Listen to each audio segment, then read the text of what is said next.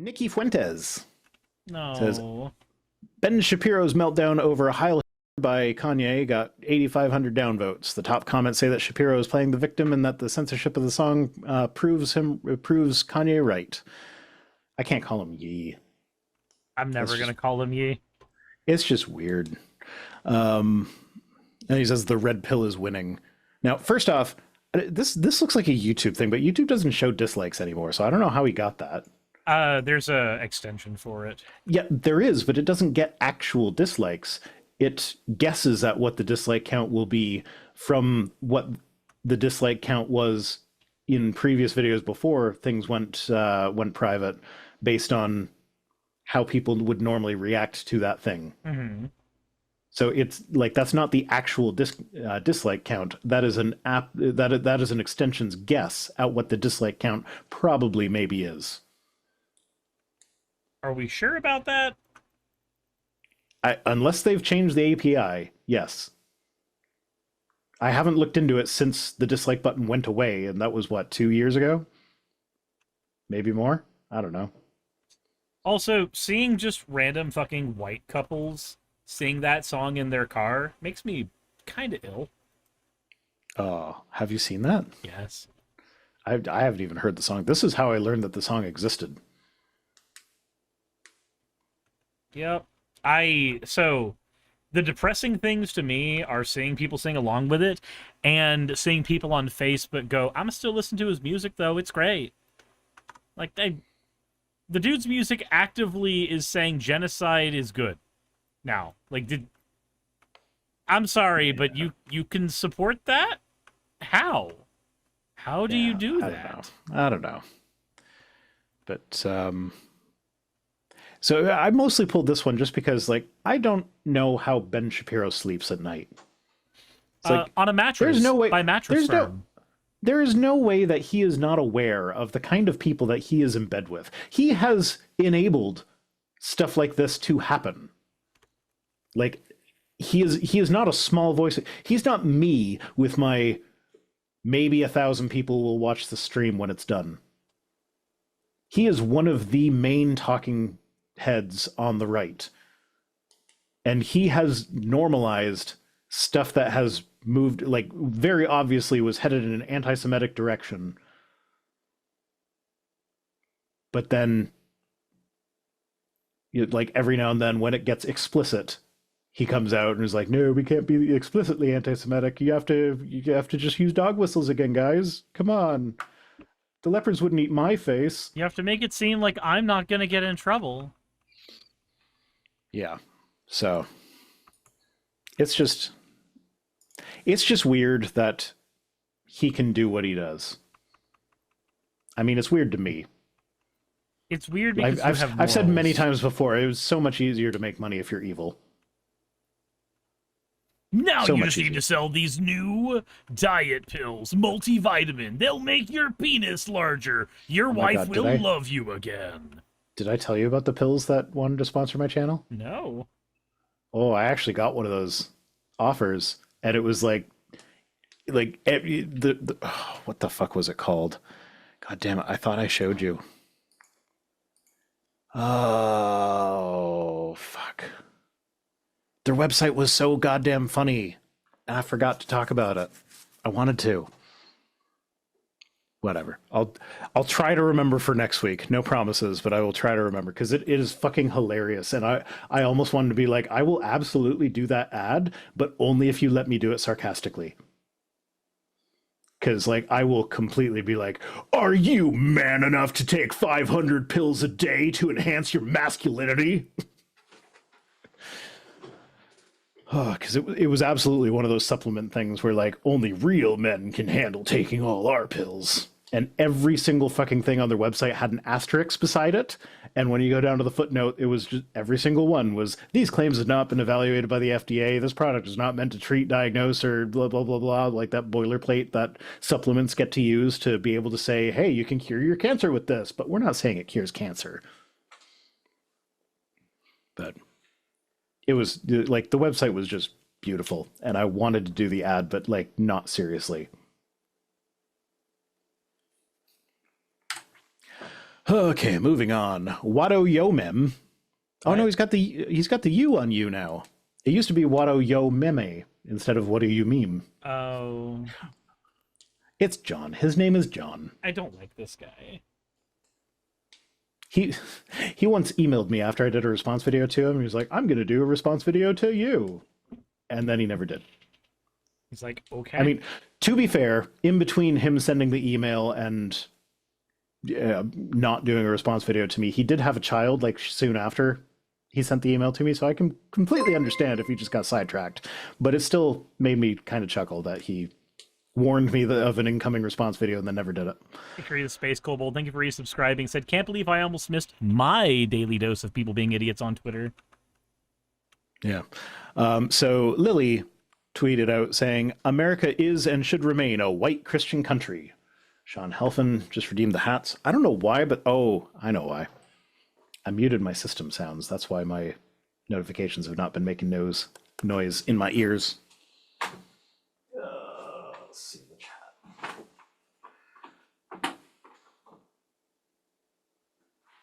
The fuck hat is this?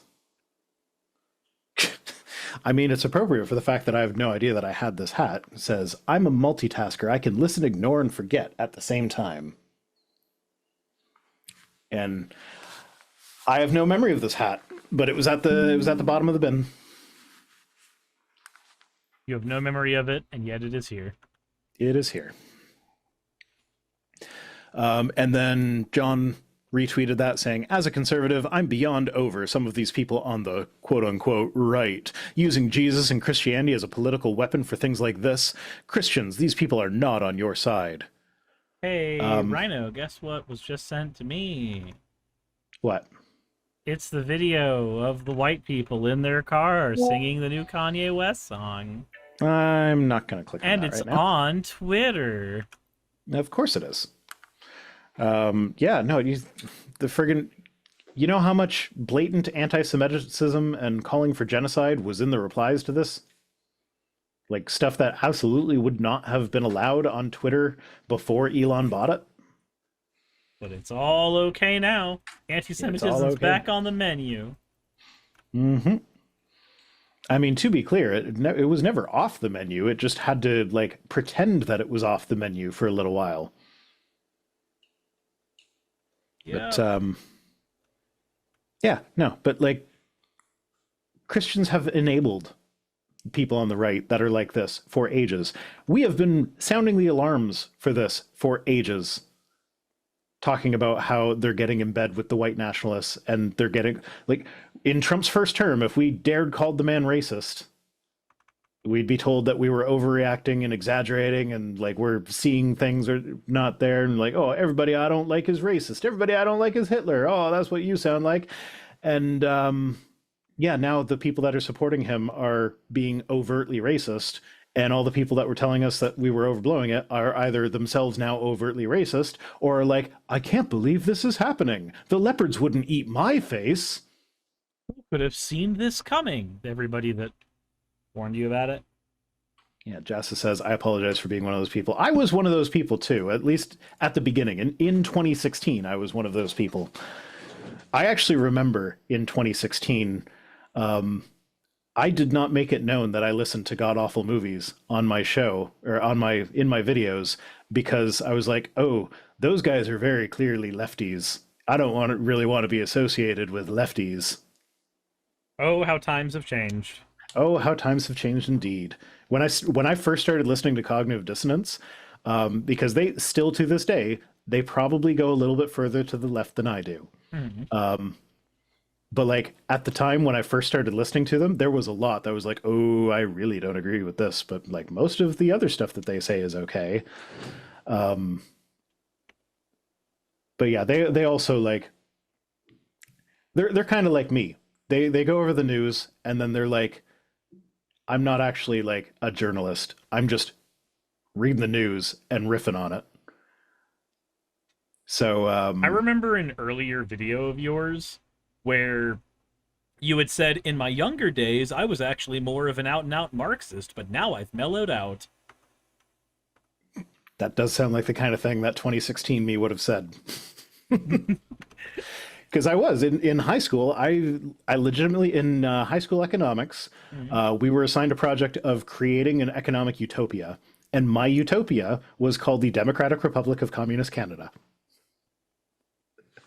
And so I had a whole project. I had a whole thing, and it was like the problem that I was trying to solve was the how do you pay everybody the same amount of money, but have some people want to be doctors, but and other people want to be janitors.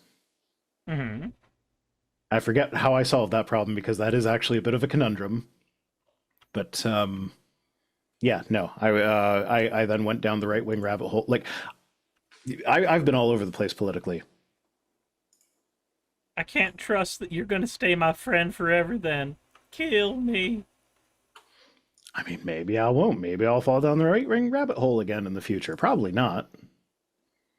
I feel like you have enough introspection now to where that's not likely gonna happen. Probably not. No. Well, I mean, at this point, I've seen so much blatant hypocrisy from the right that it's like, okay, they don't actually stand for the things that they're saying, so why should I believe them about anything? So, like, my default response now, when I like the Cato Institute, when I saw that they were a libertarian think tank, I was like, oh, maybe I don't want to cover this story. Because those are the kinds of people that lie and don't actually have any sort of compunction about stuff like that. I don't know. I don't feel like I'm going to go back to the right. I don't feel like that's possible. But when I was on the right, I would have said the same thing about going left. Well, I see what do you meme here, showcasing exactly what happens when the leopards come to eat his face as a out and out conservative watching the other conservatives talk about how United States should not be for him. Yeah. hmm And I'll bet you that if we go to his YouTube channel, he has a video defending slavery and talking Uh, about how American slavery was different from ancient Hebrew slavery. if memory serves, he does, because I think I've done a response to that video. If you're actually talking about Alan Parr, I'm going to call you a racist.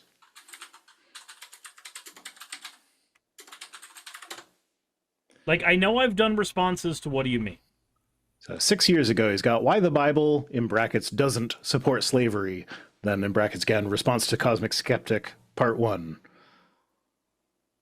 I may have done this one just to Yeah, piggyback off the he's got success a of... whole series responding to Cosmic Skeptic. Oh my God, Alex looks so young. He's a baby. Yeah,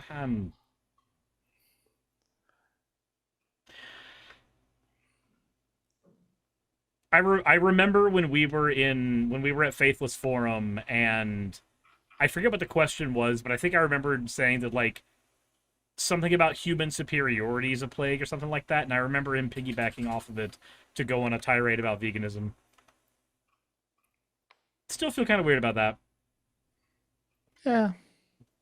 He's got another one says, does the Bible promote white supremacy? No, No, not it really. doesn't, because it was written by a bunch of brown people, but it has definitely been used for that. And there definitely are verses that are very explicitly, um, I don't know, the racist would be the right word, but like very tribal.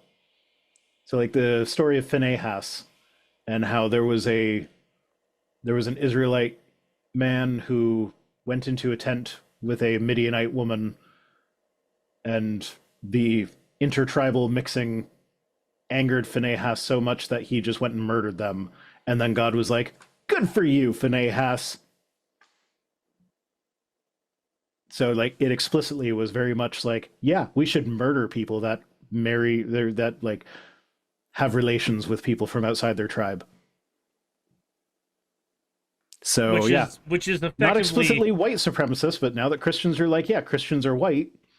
Yeah, Yeah. that's effectively the same thing as any other run-of-the-mill anti-miscegenation argument. hmm Oh, there's even a Twitter account that is named Phinehas, and in their bio they quote that verse. So yeah, and that was the last tweet. Yay! So, yay. Hey, thanks for making it to the end of the video. I really could not do any of this without all of you. Those of you watching, and especially those of you who support me on Patreon. I wanted to go ahead and take a minute to thank all of you who do that, because with YouTube being what it is these days, I really cannot do this full time without the support from each and every one of you.